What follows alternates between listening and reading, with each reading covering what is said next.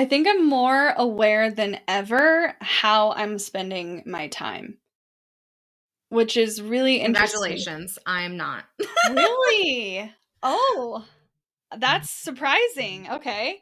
I feel like I should know. If you look at my calendar, you can kind of take a peek, but Oh, I don't know why that's so shocking to me. Wow. Well, that's just not what I expected you to say at all. I just derailed this whole episode. No, no, you're good. No, and I think part of it is I've had several people, mentors, come to me and mention, like, how are you utilizing your time and is it being the most effective? And for a lot of years, I wore too many hats in the Mhm. business. And because of that, I was really not able to sit in what I do best. And so we've been through this really unique season where we've been hiring a lot, and I have more help than I've ever had. But it's allowed me more time than I've ever had to really rethink how I'm spending the time I do have. Instead of it all being filled with, this is the necessary thing to just keep going, Sure. I've been able to choose more about what that looks like. Now, am I still working a lot? Yes. Like, this is definitely not a slow season by any Nope. means. But I have been able to really dig into um, a time where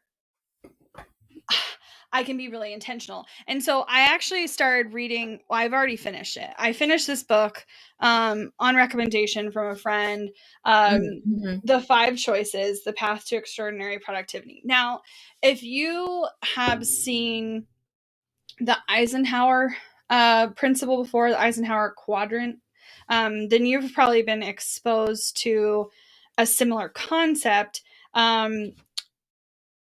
The Covey company, Franklin Covey, and his like team of researchers kind of expanded upon the same thought, but essentially all your time goes into these four buckets. And I I really started thinking about, where was I spending it? And so much of my time was being spent in this, like, unfortunately, even though we have a culture of there's no emergencies Mhm. and blah blah blah, a lot of it was, it has to be done now. This is important, this is urgent.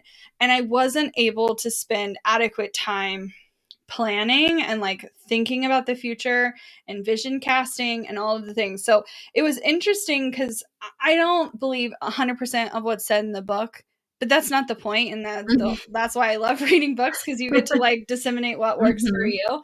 Um, but it did get me to start thinking about, how can I allow for those urgent, kind of important things that come up, and not let them eat every inch of my day. And Yeah. so part of me has been a bit more boundary centric around, okay, I'm going to protect these couple hours to really work on this strategy or this concept or this thing.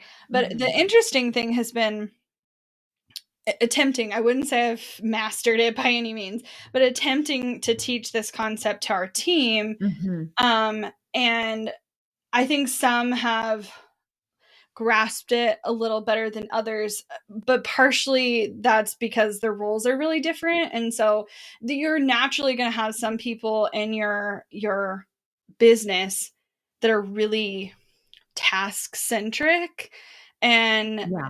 but if you can move more people to this like outcome based philosophy, I think it's really interesting what's possible. But I it's been fun to watch. We have someone on our team that I like exposed this concept to, and she started protecting an Mhm. hour and a half of her day, and like the things I'm seeing as a result of it, it's been really cool. Like, because they're not necessarily things we've asked of her or things we've like put on her plate, but she sees them as important based on her role.